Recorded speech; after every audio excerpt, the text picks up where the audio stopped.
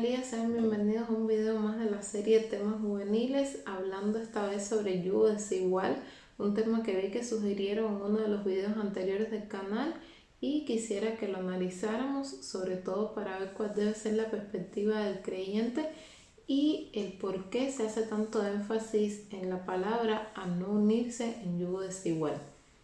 Primero quisiera dar el concepto que se tiene secularmente acerca de este término, donde se dice que un yugo es una barra de madera que une a dos bueyes el uno al otro y también une a la carga que tiran.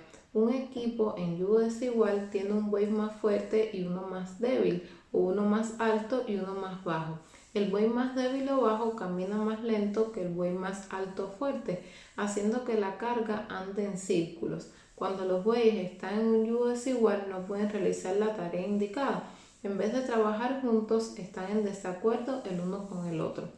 Y bueno, aquí vemos la razón por la cual Shaul cita este término, referente más bien a la agricultura, pero lo podemos reflejar en la vida, pues cuando no se está de acuerdo, cuando no se va en una misma dirección, entonces no se puede cumplir un propósito común. Si estos bueyes no eran semejantes, no concordaban uno con el otro, no estaban equilibrados de la mejor manera, entonces no podían llevar a cabo su labor de forma óptima y por tanto iba a fracasar. Y del mismo modo pasa en la unión. Si no se está bajo un mismo yugo, bajo una misma enseñanza, entonces uno va a tirar para un lado y otro va a tirar para el otro. Ahora quisiera que lo analizáramos más detalladamente a qué me refiero con una misma enseñanza, pues es muy curioso que este término yugo desigual está referenciado como heterosugeo, significa instruir diferentemente. Nos habla específicamente de dos personas que tienen diferente instrucción y por eso no pueden estar en comunión, porque cada uno tiene una guía o un patrón o un propósito, podemos decir, distinto. Y bueno, el texto donde aparece esta exhortación es en 2 Corintios 6:14 y voy a leer hasta el versículo 18, que dice: no estéis unidos en yugo desigual con los incrédulos, pues qué compañerismo hay entre la justicia y la iniquidad, y qué comunión hay entre la luz y las tinieblas, y qué concordia entre el Mesías y Belial, o qué parte el creyente con el incrédulo, y qué acuerdo entre el santuario de Elohim y el de los ídolos, porque nosotros somos santuarios del Elohim viviente. Como dijo Elohim, habitaré entre ellos y entre ellos andaré, y seré su Elohim y ellos serán mi pueblo. Por tanto, salid de en medio de ellos y separaos, dice el Señor, y no toquéis lo inmundo, y yo os recibiré. Yo seré por padre, y vosotros me seréis por hijos e hijas, dice el Señor Todopoderoso. Y bueno, el contexto de esta carta específicamente está dirigida a los creyentes en el Mesías de origen Corinto, una ciudad que tenía muy mala fama, pues estaba llena de idolatría, al ser también una ciudad marítima donde había mucho tráfico de personas, allí confluían muchas creencias, muchas formas de vida, y por eso esa exhortación a los creyentes a no amoldarse al mundo, a que supieran cómo debían vivir y ser ese santuario vivo del Eterno, apartados, consagrados a Él y tener purezas en todos los aspectos de su vida. Pues el aspecto de la unión, como sabemos, no es algo solamente físico, sino que tiene que ver también con la vida espiritual. Y para ser ese santuario del Eterno hay que estar en santidad, apartados y consagrados a Él en todas las áreas. Y esas áreas incluyen el aspecto de la unión. Como mencionaba anteriormente, la palabra yugo desigual hace diferencia a una diferente instrucción. ¿Y qué instrucción es la que debe tener el creyente? Bueno, sabemos que es la Torá. El Eterno dio su instrucción para que podamos vivir en ella. Y no solo eso, sino que envió a su Hijo Yeshua, quien es ese profeta al cual debemos oír, que nos ha dado la correcta interpretación de la Torá, para saber cómo conducirnos en medio de este mundo. Sus enseñanzas son como una perla de gran precio, nos guían en todas las áreas de nuestra vida, nos exhortan, nos redarguyen, nos aconsejan, para que podamos primeramente regresar al Padre y permanecer en su voluntad, perseverando hasta el final para alcanzar la esperanza celestial. Entonces, cuando se tienen claros esos fundamentos, se puede decir que estamos bajo la instrucción del Eterno, bajo la guía del Mesías, y somos un yugo afín con nuestro Creador. Y de este modo, al ser un yugo afín con nuestro Creador, podemos tener el discernimiento para poder unirnos en yugo afín también con otra persona que tenga esta misma emuná. Y bueno, nuestra emuná, como mencionaba, debe estar edificada en Yeshua, pero sabemos que el mundo se rige bajo otros parámetros. Cuando se habla de yugas iguales, porque hay diferentes instrucciones. Está la del Eterno, pero también en el mundo hay otras reglas que sobre todo sabemos que se rigen principalmente bajo el maligno. Pues como dice en 1 de Juan 5:19, sabemos que procedemos de Elohim y el mundo entero está bajo el dominio del maligno. Entonces vemos esta diferencia, esta división entre la luz y las tinieblas, entre el Mesías y el adversario, que nada tienen que ver. Por eso el Mesías en Juan 14:30 dijo: no hablaré ya mucho con vosotros porque viene el príncipe de este mundo y no tiene nada en mí. No hay nada del adversario que tenga parte en el reino del Eterno y en la vida que se debe vivir como creyentes en el Mesías. Por eso esta instrucción a no unirse en yugo desigual, porque hay dos guías, está la guía de la luz y está la guía de las tinieblas, y no pueden confluir. No se puede vivir de forma como vemos en la carta de Apocalipsis. Bueno, en la carta no, en el libro de Apocalipsis de Revelaciones, que no se puede estar en tibieza, o se es frío o se es caliente, porque de otra forma se es vomitado. Y esto lo podemos relacionar también con el yugo desigual, o estamos en luz o estamos en las tinieblas, ¿no? Y es esa decisión a tomar como jóvenes que se nos exhorta aquí, a no caer en eso para no desviarnos, no participar de las obras infructuosas de las tinieblas, sino denunciarnos, no llegar a ser uno con el mundo. Vemos que el deseo del Creador siempre ha sido habitar en medio de su creación, pero que para que esto pueda suceder necesitamos ser una habitación limpia y sin impureza. Como creyentes debemos tener claro que le pertenecemos al Eterno, que ahora formamos parte del cuerpo del Mesías y que somos llamados a santidad y que nuestra prioridad debe ser servir al Padre. No son nuestras emociones, no es el deseo de nuestros ojos, es el Eterno nuestra prioridad. Fuimos comprados por un alto precio para ya no vivir como antes, guiados por nuestras pasiones como lo hace el mundo, sino que vivimos de acuerdo a su instrucción. Tenemos una guía diferente.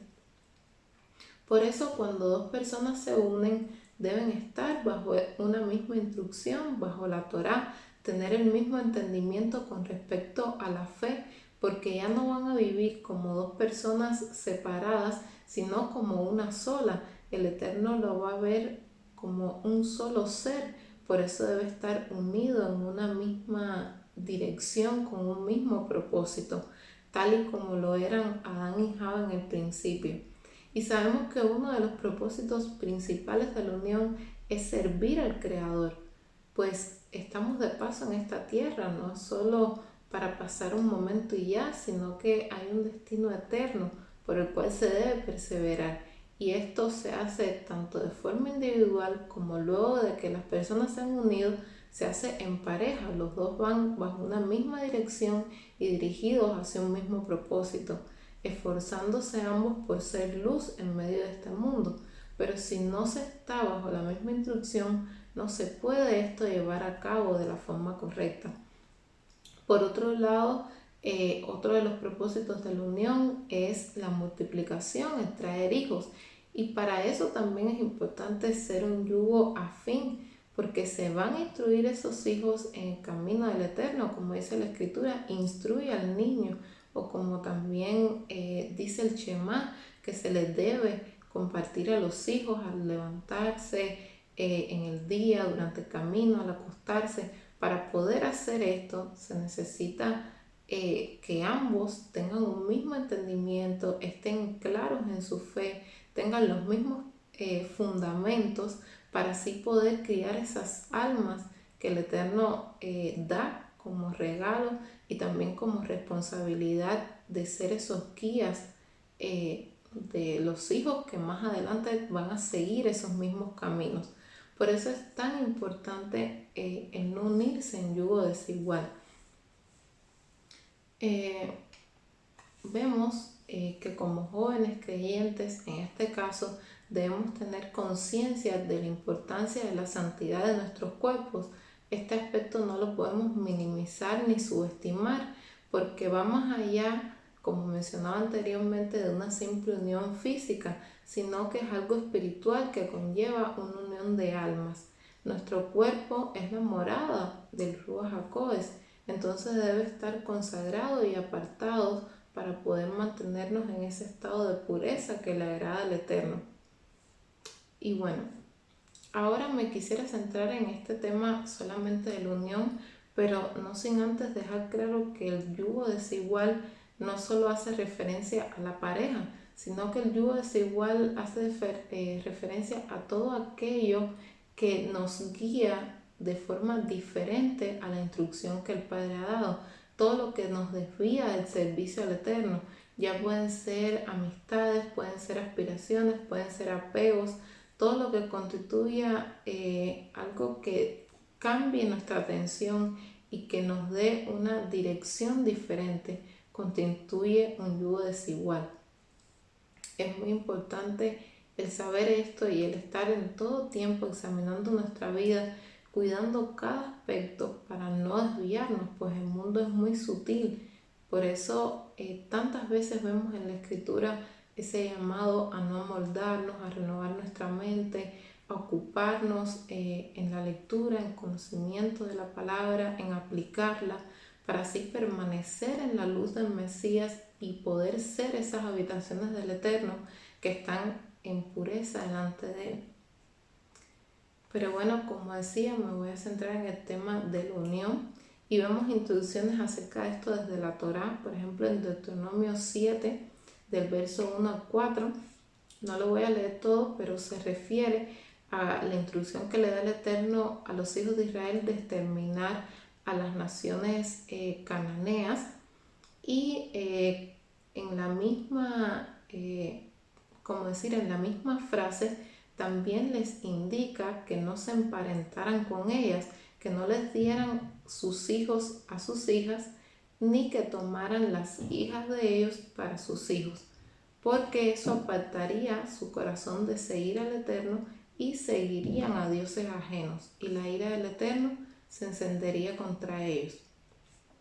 Por eso vemos esta prohibición, no solo porque fueran naciones diferentes, sino específicamente porque dirigirían a los israelitas a desviarse, a caer en la idolatría. Y precisamente esto ocurrió en varias ocasiones de la historia del pueblo de Israel. Se dejaron llevar por las naciones y se olvidaron del Eterno.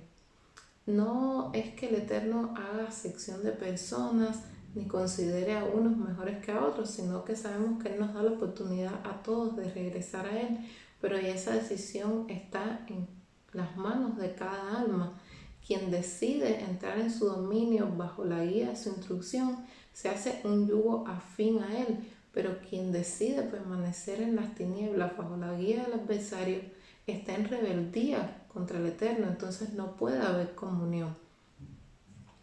Y hay esa tendencia a que quien se une a una persona que está bajo la guía del adversario sea mayormente desviada hacia eso. Por eso es mejor prevenir esperar en el Eterno, consagrarnos a Él y no guiarnos por nuestras emociones. Hay varios ejemplos en la escritura acerca de esto. Voy a citar algunos. Por ejemplo, va que la redundancia, Abraham, que cuando mandó a su siervo a tomar esposa para su hijo Isaac, le dijo claramente que no tomara esposa para él de las hijas de los cananeos. E incluso lo hizo jurar que no tomara esposas de las mujeres de esa nación, sino que fuera su tierra, de su parentela, y que de allí tomara mujer para su hijo. Vemos este cuidado que él tenía de que su hijo no se emparentara con esas naciones que estaban destinadas al exterminio por la idolatría, porque vivían de forma pagana, rebeladas en contra del Eterno. Ahí vemos que estaban guiadas totalmente por la instrucción del adversario. Por eso él tiene este cuidado de no permitir que su descendencia fuera contaminada de cierto modo, porque sabemos que también había perversión genética, pero hablo de una contaminación espiritual, de esa impureza de rebelarse contra el Creador, de andar en tinieblas, y por eso Él le manda a tomar mujer de su parentela. Y también, claro, porque de allí vendría el Mesías. Él sabía que su linaje había sido escogido y también tenía que cuidar este aspecto. Lo vemos también como Isaac también lo aplica con sus hijos. Primeramente, Isaac decidió por sí mismo tomar mujeres de otras naciones, y dice la escritura que estas fueron causa de mucha amargura para Isaac y Rica. Vemos que estas mujeres no se volvieron al Eterno, al contrario, al parecer permanecieron con la idolatría, con sus costumbres, y por eso amargaban la vida de los padres de Isaac. Pero después, en el tiempo de Jacob, una persona que se consagró, que se apartó, que esperó los tiempos del Eterno, Isaac le hace la aclaración muy precisa de no tomar mujer de las hijas de Canaán. Esto lo vemos en Génesis 28, 1 y 2, sino que le dice que se levante, se fuera para Padán Aram, a la casa de Betuel, padre de su madre, y que de allí tomara mujer de las hijas de Labán, el hermano de su madre. Y vemos que Jacob lo hizo así. Él no tomó mujer de las hijas de Canaán, no se unió en yugo desigual, pues sabía todas las implicaciones que esto traería para su vida, y decidió obedecer a su padre. Y bueno, sabemos que terminó casándose con Raquel y Lea, perdón. Vemos también el ejemplo del pueblo de Israel con las madianitas, las cuales desviaron el corazón del pueblo de Israel y los llevaron a fornicar y a pegarse a los dioses de las hijas de Moab. Dice que ofrecieron sacrificios, que el pueblo comió, se postró ante los dioses. Esto lo vemos en Números 25. Vemos que un pueblo que estaba en la luz del Eterno, que tenía su instrucción, fue desviado hacia otra guía, hacia la guía de las tinieblas, por causa del yugo desigual. Su corazón se desvió y finalmente la ira del Eterno se encendió contra estas personas y hubo mucha mortandad por causa de ello. Tenemos el ejemplo de Sansón, que dice que bajó a Timnat y allí vio a una mujer de las hijas de los filisteos, y cuando la vio regresó a su casa y le pidió a su padre y a su madre que tomaran a esa mujer para él, porque le había agradado a sus ojos. Y sus padres le dijeron que si no había suficientes mujeres en el pueblo de Israel como para que él se fuera a buscar a una mujer filistea, de esos incircuncisos, dice así la escritura. Pero Sansón le respondió: tómamela por mujer, porque es agradable a mis ojos. Vemos que en lo único que él se basó es que esa mujer le fue agradable a sus ojos. No pensó si ella temía o no al Eterno, si estaba dispuesta a vivir de acuerdo a la voluntad del Creador, sino que simplemente se dejó llevar por la vista, por sus emociones. Y esto nos enseña que es importante no dejarnos llevar por el emocionalismo a la hora de elegir a nuestra ayuda idónea. Más bien debemos pensar en el propósito del Eterno para nuestras vidas.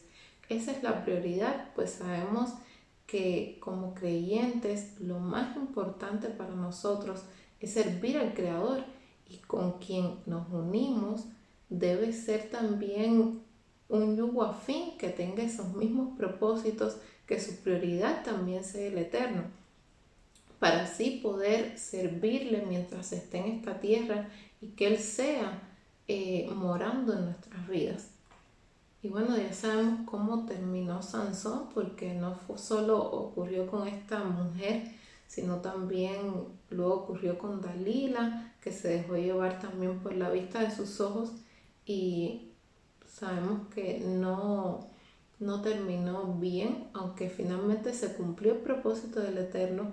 En la vida de él no hubo ese buen fruto por causa de dejarse llevar por sus pasiones.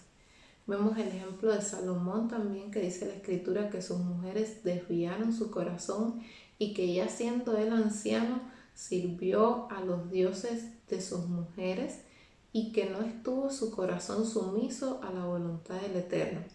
Es decir, pasó de la luz a las tinieblas después de haber recibido tanto sabiduría o jokmá, de haber conocido cuál era la voluntad del Creador. Sus mujeres le fueron un yugo desigual y terminaron arrastrándolo a la idolatría. Fue más fuerte la influencia negativa que las bases que él tenía en su fe. Por eso es importante cuidar nuestro corazón sobre toda cosa guardada, el que nuestra vida, nuestra mente, todo nuestro ser esté dedicado completamente al Creador y lo tenga como prioridad, para que así nuestras decisiones sean correctas y vayan dirigidas en todo tiempo por Él. Y así en la Escritura vemos más ejemplos que nos demuestran que el yugo desigual no trae buenos frutos. Es lo que dice en Amós 3:3, andarán dos juntos sin estar de acuerdo. Realmente se torna muy difícil, casi imposible en algunos casos, el vivir en yugo desigual. También hay casos excepcionales donde la escritura nos dice que ya hay personas que han venido al conocimiento de la fe ya luego de que se han unido.